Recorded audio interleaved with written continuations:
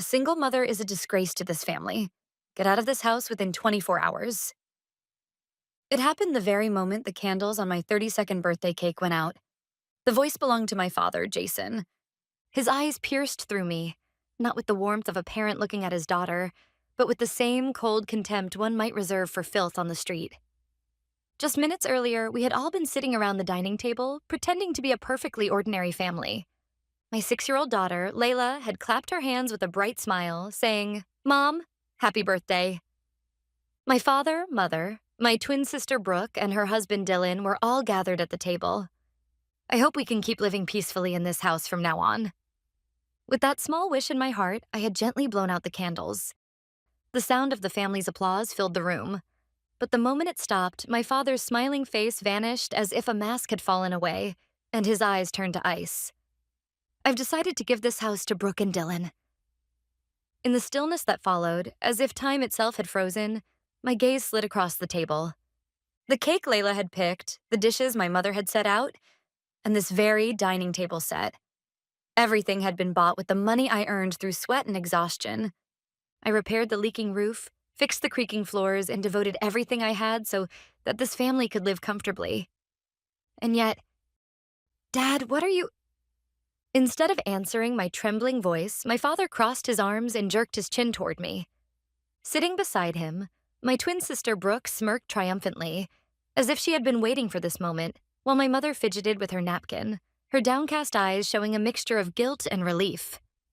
I see. So this wasn't just my father's idea.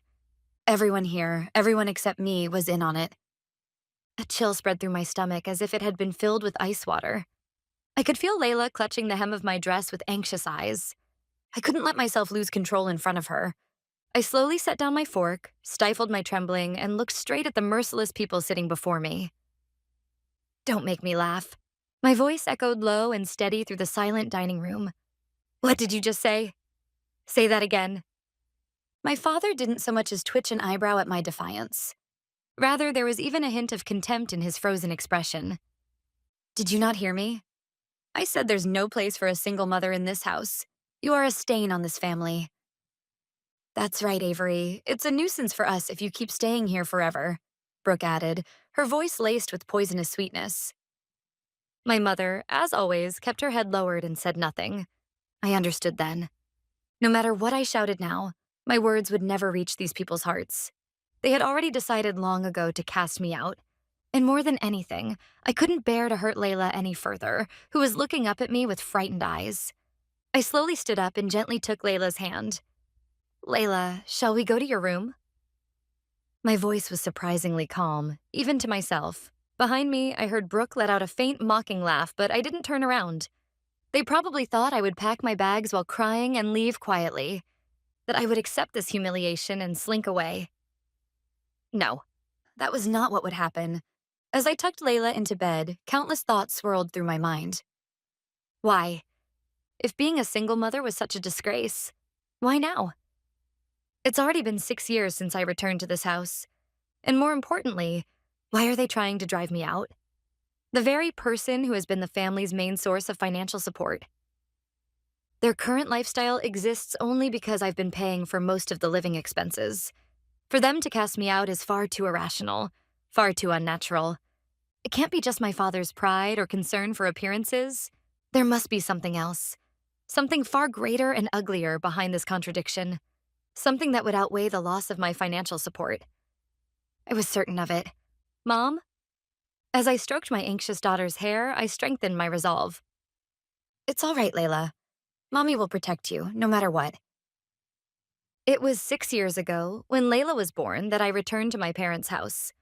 Layla's father was a man who was good at talking about dreams, but lacked the strength to live in reality. Our life together was unstable, and he constantly relied on me. When he found out that I was pregnant with Layla, he quietly disappeared from my life. Fortunately, my career as an interior designer was going well. I had more than enough financial stability to raise my daughter on my own. But as I struggled to balance my demanding work schedule and childcare, my parents made me an offer. Why don't you come back home? Brooke just got married and moved out. We'll help you with raising the baby, and in return, you can help us a little financially. It wasn't a bad deal for me, nor was it for them. so I accepted their offer. From that day on, I continued to provide financial support to this household. At the time, this house inherited from my grandfather had grown old and worn down. I paid for the repairs to the leaking roof, remodeled the outdated kitchen, and replaced most of the furniture in the living room. In exchange for their childcare support, I kept this family and this home afloat. It wasn't out of love, it was closer to a contract. And now they were trying to break that contract unilaterally and in the worst possible way. When Layla finally began to breathe softly in sleep, I quietly got up from the bed and gazed out into the darkness beyond the window. My father's cruel words were not the product of a passing emotion. No, they were the final notice of something far more calculated, an ice-cold, premeditated plan. And I had every reason to believe that. Come to think of it, the atmosphere in this house had been tense for months. Whenever I entered the living room, the hushed conversations between my parents and Brooke would stop abruptly, as if someone had flipped a switch. At first, I thought I was imagining it. But as time passed, it became more and more obvious.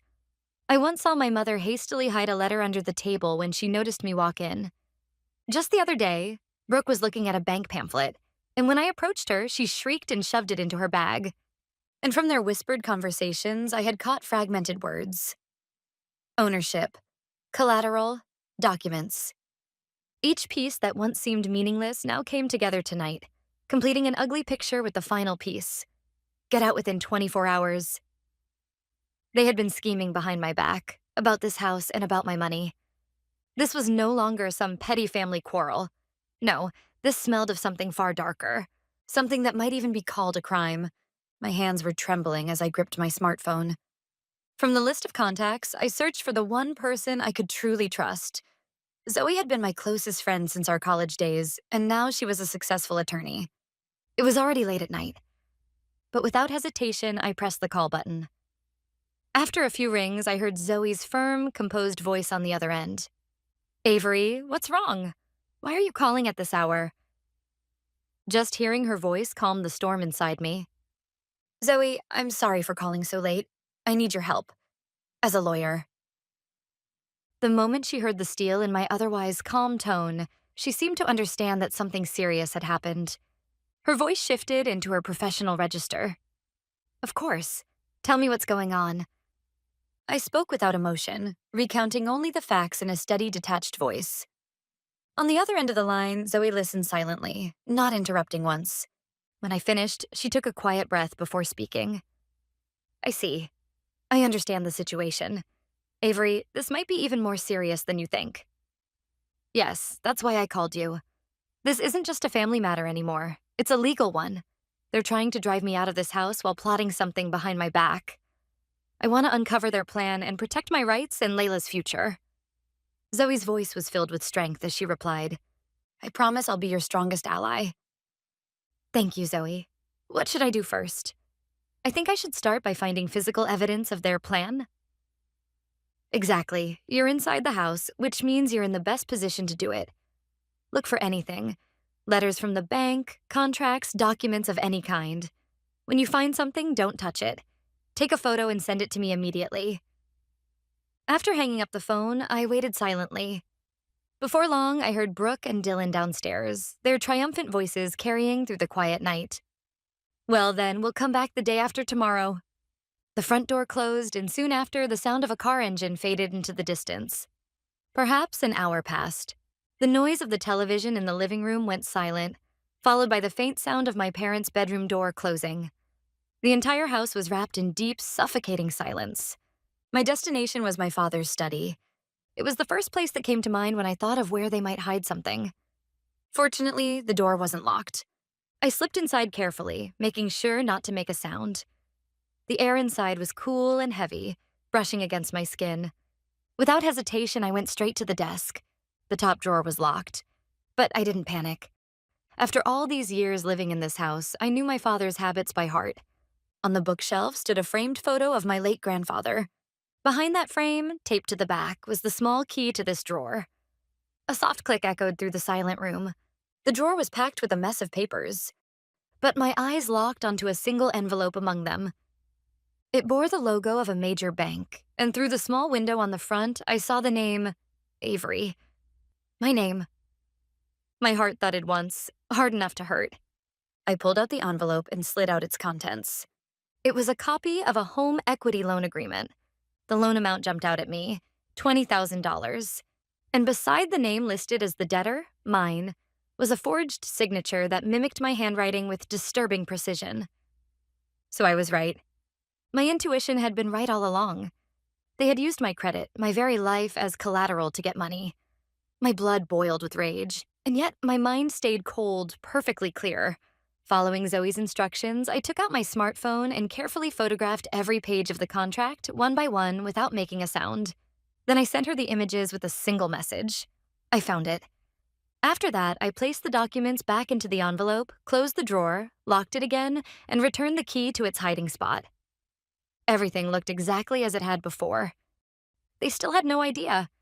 They couldn't possibly imagine that I already knew everything.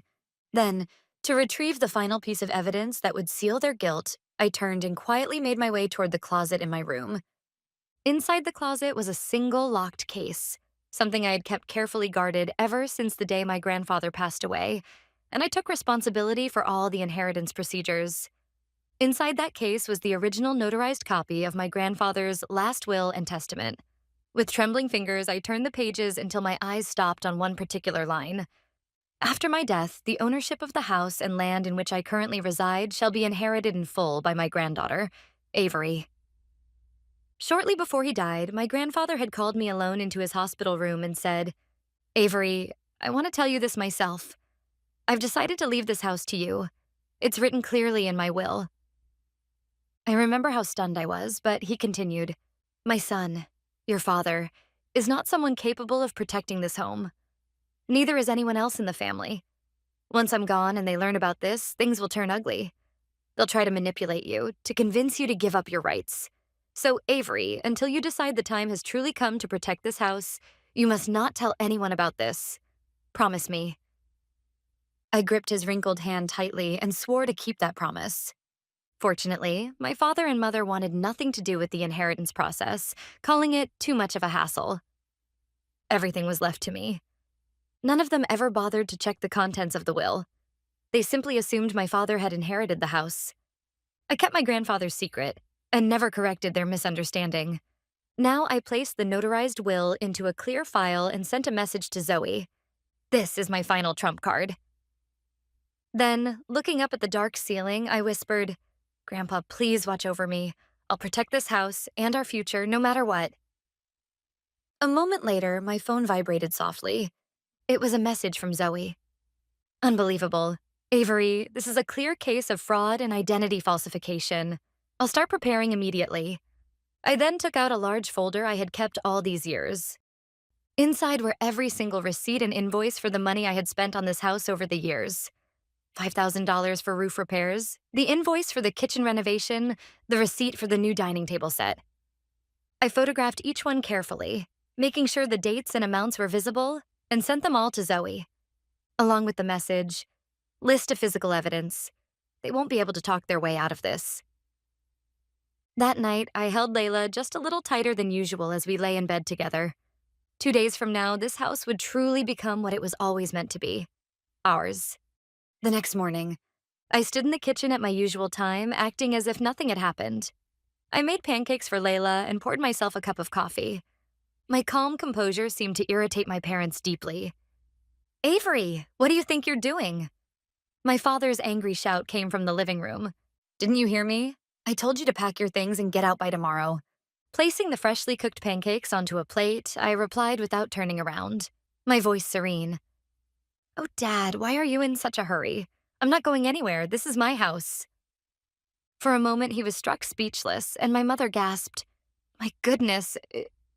They couldn't possibly imagine that I knew the truth.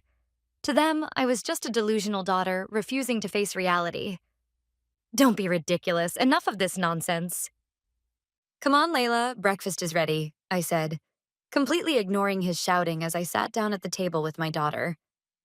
Even as my parents hurled insults, "Pack your things right now." "Have you no shame?" I didn't respond. I simply waited quietly, letting time pass. Then came the following afternoon, the day everything would change. In the living room, my father and mother sat nervously watching TV, fidgeting endlessly. My silence during the previous day had clearly disrupted their plan. They kept glancing at the clock, tapping their feet impatiently. While Layla and I shared cookies for a snack, my father finally lost his composure and jumped up from the sofa. "Avery, enough! Today's the deadline." My mother followed, her voice shrill and hysterical. "That's right. Brooke and Dylan will be here any minute." "Perfect timing," I said calmly. "I've been waiting for Brooke to arrive." Just then, as if on cue, the cheerful sound of the doorbell echoed through the house. On the monitor appeared Brooke and Dylan, both beaming with smug smiles. In their hands, they carried a bottle of champagne, no doubt to celebrate their new life. When I opened the door, Brooke brushed past me as though I were invisible. "Oh, Avery, you're still here? Haven't finished packing yet?" Her voice dripped with false sympathy. "That's right. When are you leaving?" My father's furious voice rang out again, no different from before. I smiled calmly and said, "I can't leave yet. There's still one very important guest who hasn't arrived." At that exact moment, almost as if on cue, the doorbell rang again. With my family's puzzled eyes fixed on me, I walked to the door and opened it. Standing there, dressed in a black suit and wearing a composed expression, was Zoe. I invited her into the living room and, in front of my bewildered family, announced clearly, "Allow me to introduce her. This is my attorney, Zoe." "Attorney?" My father was the first to speak. His voice wavered, laced with confusion and barely concealed panic. "What is the meaning of this, Avery?" "The meaning of this?" I replied coolly. "That's exactly what I should be asking you, Dad." I calmly placed two documents on the table. One was a copy of the forged home equity loan contract bearing my falsified signature. The other was the notarized will proving who the true owner of this house really was. What? What is this?" "This," I said, "is the loan agreement you took out in my name. $20,000 using my identity." The moment those words left my mouth, I saw the color drain from both Brooke's and my mother's faces. My father muttered under his breath, "This is absurd." "Absurd?" I said sharply. "Yes, you're right. It's absurd that you actually went through with it." Then I slid the will across the table toward them. "And here's your second mistake. You seem to have believed this house belonged to you, but unfortunately for you, it doesn't. Grandfather's will clearly states that he left this house to me, Avery. I suppose you've already realized that by now." "That can't be true." My father lunged toward the document, but Zoe stopped his hand firmly. Why do you even have this?" He stammered, glancing helplessly at my mother and Brooke. "You needed money. So you went to the bank, didn't you? You tried to take out a loan under your own name, thinking this was your house. But the bank must have told you the truth, didn't they? This property belongs not to you, but to your daughter, Miss Avery." At that, all three of their faces froze in sheer terror. It was a direct hit. "You found out the truth there, didn't you? And instead of despairing, you came up with an even more evil plan. You impersonated me, the real owner of this house, took the money, and once you were done, you'd throw me out and take over this home. Am I right?" The announcement at my birthday party had been their ugly signal of celebration, the cheers for the $20,000 they'd extracted from the bank. Faced with that fact, they could not utter a single word in reply. "Wait, Avery, this is—" My father was the first to speak. "It was for the family. We needed some money. Brooke was in trouble." "Some money? What could possibly require such a large sum as $20,000? I scanned them one by one with eyes that felt empty of emotion. "I had Zoe investigate you." At that single statement, Brooke's face was drained of color. "Your credit card statements, the records of the foolish investment scam you fell for. It's all here." I slid a copy of the report Zoe had sent across the table. Why did they suddenly need $20,000? Zoe had hired an investigator and thoroughly traced Brooke's cash flow for me. The report's contents were far worse than I had imagined. Foolish, selfish, and reckless. Huge credit card debts. Extravagant out-of-reach spending behind glamorous social media posts. And desperate, Brooke had reached for a get-rich-quick fraudulent investment scheme. She had lost what little savings she had and driven her debts close to $20,000. You used my future as collateral to pay for your vanity and your debts. Am I wrong? At my precise accusation, Brooke gasped and went pale. The solution you chose was to take everything from your other daughter. With what right do people like you call yourselves a family? I fixed my gaze on Brooke, who glared at me with trembling fury. Brooke, your habit of wasteful spending and your pride are the root cause of all this. When you fooled the bank clerk, pretending to be me, and walked away with $20,000, how did that make you feel? She trembled, lips quivering, unable to answer. You didn't just want money. You were jealous of everything I built, and you craved the sense of superiority that would come from driving me out of this house into despair. Isn't that right? Dylan looked on with a sickly, detached expression, as if this were someone else's drama. This was the true face of my family. When things got inconvenient, they shifted blame, begged for forgiveness, then flew into rage. There was no love, no bond, no honesty, nothing at all. Don't you dare, Brooke shrieked and jumped to her feet. If only you weren't here, everything would have worked out. It's always like this with you. You're always the perfect child, the brilliant designer. I've suffered in your shadow for so long. This house was supposed to be mine. A single mother like you doesn't deserve to be happy. Brooke screamed at me, hurling insults, and in that instant, enough. My voice, colder than ice, took control of the room. Seeing Brooke's ugly true nature wiped away the last sliver of doubt in my heart. Tomorrow I will file criminal charges against all of you for identity fraud, and I will also bring a civil suit. A lawsuit? My father croaked. What are you saying, Avery? You're going to sue your family? Be quiet. My voice, low and sharp in a way that surprised even me, rang through the living room. You have no right to speak those words. And Brooke, thanks to you, I am utterly resolved. What you will face is not a new life, but the crimes you committed and the punishment that follows. I pointed to the front door. Leave this house now. Do not sully my home any further. My father still tried a last stand, beginning to say, What are you saying? This is my... Zoe cut him off. Mr. Jason, you should stop right there for your own good. Zoe delivered the final warning to the stunned family. Listen, the house you are standing in is legally Avery's property. You are attempting to defy her clear order to vacate, which constitutes criminal trespass. If we contact the police right now, you will be arrested on the spot not only for fraud, but also for the ongoing offense. In that case, the possibility of receiving a suspended sentence will be almost nil. Her concrete, cold legal terms as an attorney utterly shattered their last bluff. Make a wise decision. Your belongings will be removed at a later date and time designated by us, under supervision. For now, leave this house immediately. Zoe's words were the knockout blow. The sound of the front door slamming echoed, announcing the end of a long battle and the beginning of a new life. The next day, I went to the police station with Zoe. The criminal complaint was formally accepted. At the same time, the civil lawsuit we filed proceeded smoothly, thanks to Zoe's flawless work. Several months later, the day of the verdict finally arrived. In the criminal trial, my father, mother, and Brooke and Dylan, all four, were found guilty of fraud and forgery of a private document.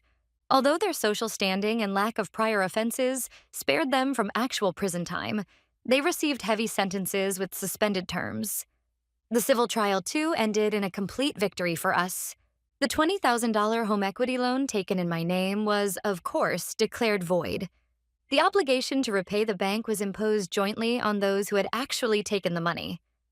Furthermore, the court recognized the malicious intent behind their actions and ordered them to pay the full amount of damages I had claimed.